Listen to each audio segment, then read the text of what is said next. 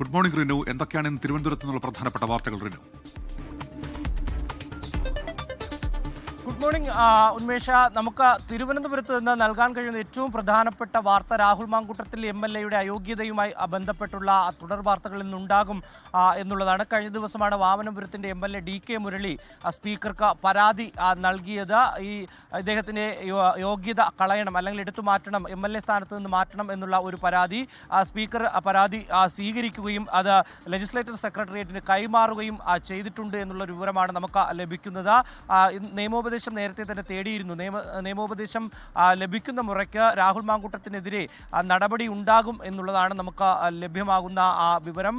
ഏതെങ്കിലും തരത്തിലുള്ള നടപടി ഉണ്ടാവുമെങ്കിൽ അത് ഏത് തരത്തിലായിരിക്കും എന്നുള്ളതാണ് ഏറ്റവും പ്രധാനപ്പെട്ട ഒരു കാര്യം എല്ലാവരും ഉറ്റുനോക്കുന്നത്. മറ്റൊന്ന്, ഇന്ന് സംസ്ഥാനത്ത് CPM വീടുകൾ കയറി സന്ദർശനം നടത്തുന്ന പരിപാടിക്ക് ഔദ്യോഗികമായി തുടക്കമിടുകയാണ്. ഒരാഴ്ച നീണ്ടു നിൽക്കുന്ന പരിപാടിയാണ്. നമുക്കറിയാം, തദ്ദേശ സ്വയംഭര തെരഞ്ഞെടുപ്പിൽ ഏറ്റവും ഒരു തിരിച്ചടി, ആ തിരിച്ചടിക്ക് ശേഷം തെറ്റുകൾ മനസ്സിലാക്കി അല്ലെങ്കിൽ വീഴ്ചകൾ മനസ്സിലാക്കി ജനങ്ങളുമായി സംവദിക്കുക എന്നുള്ളൊരു ലക്ഷ്യമാണ് ഈ ഗൃഹസന്ദർശന പരിപാടിക്ക് ഉള്ളത്.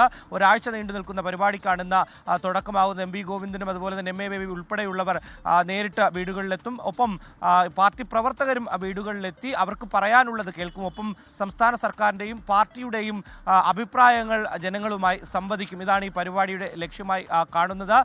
എന്തായാലും ഇന്നത്തെ ദിനവും വലിയ വാർത്താ പ്രാധാന്യമുള്ള ഒരു ദിനമായി മാറുമെന്നുള്ളതിൽ സംശയമില്ല ഉന്മേഷ്. ശരി, റിനു ശ്രീധറാണ് വിവരങ്ങൾ നൽകിയത്.